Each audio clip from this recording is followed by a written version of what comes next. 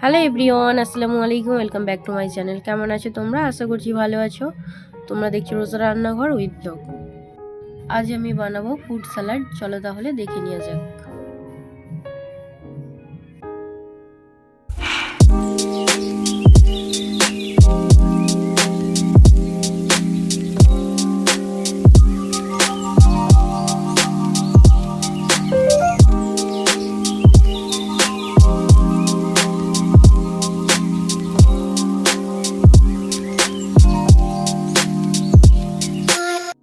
আজকে fruit salad বানানোর জন্য যা যা ফল আমি নিয়েছি, দুটো আপেল নিয়েছি, দুটো লেবু, দুটো ডালিম। তো পেয়ারাটা আমাদের গাছে দুটো পেড়ে নিয়েছিলাম। আর এদিকে নিয়ে নিয়েছি কলা আর শসা। চলো এবারে আমি শসাটাকে প্রথমে কেটে নেব।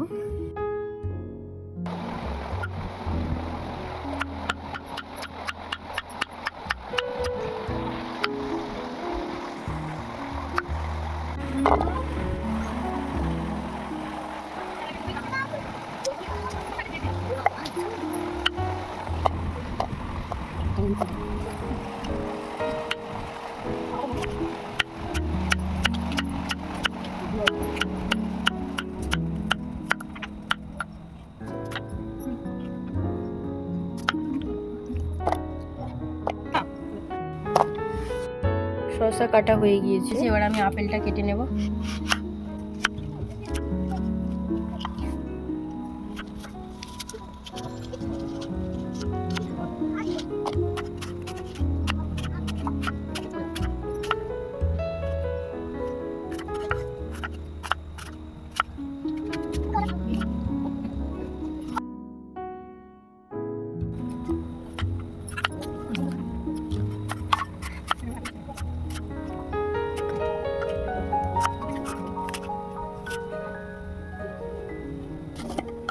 আপেলগুলো আমার সব কাটা হয়ে গিয়েছে, এবারে আমি লেবুটা কেটে নেব।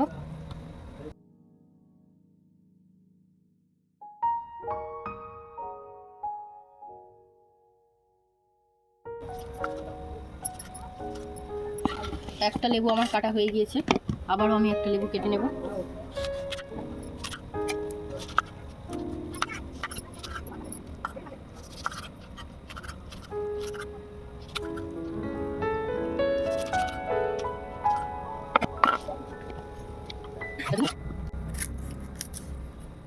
এবারে আমি দুটো পেয়ারা কেটে নেব।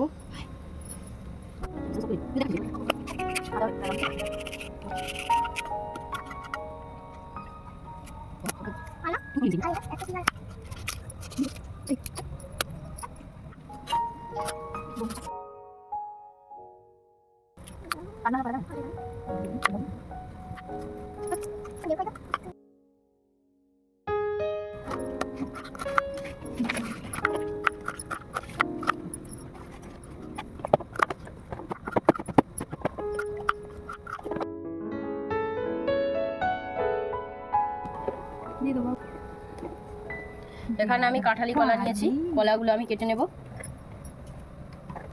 কলাগুলো প্রথমে ছাড়িয়ে নিচ্ছি।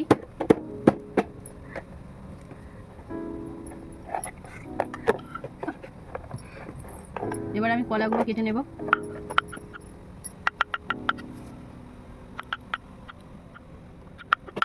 কলাগুলো আমার সব কাটা হয়ে গেছে, এবারে ছাড়িয়ে নেব ডালিম।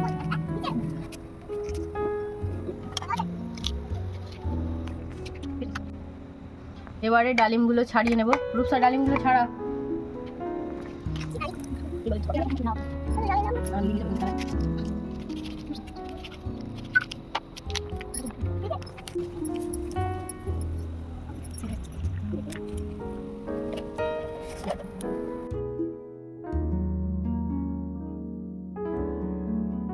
ডালিমগুলো আমার ছাড়ানো হয়ে গিয়েছে,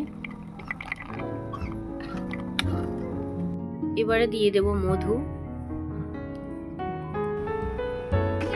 এবারে আমি সব ফলগুলো একসঙ্গে মিক্স করে নেব।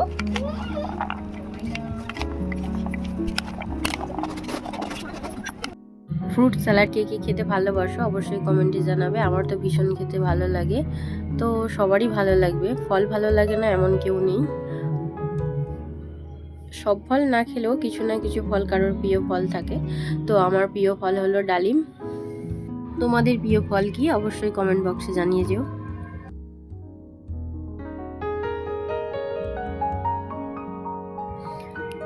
আমার আজকের ভিডিও কেমন লেগেছে অবশ্যই কমেন্টে জানাবে। যদি আমার ভিডিও ভালো লেগে থাকে লাইক কমেন্ট শেয়ার সাবস্ক্রাইব করে আমার পাশে থেকো। আর যারা ফেসবুক থেকে দেখছো আমার পেজটাকে ফলো করে দিও। ভালো থেকো, সুস্থ থেকো, পরিবারের খেয়াল রেখো। দেখা হচ্ছে আবার নেক্সট অন্য কোনো ভিডিওর সাথে। বাই, আল্লাহ হাফিজ।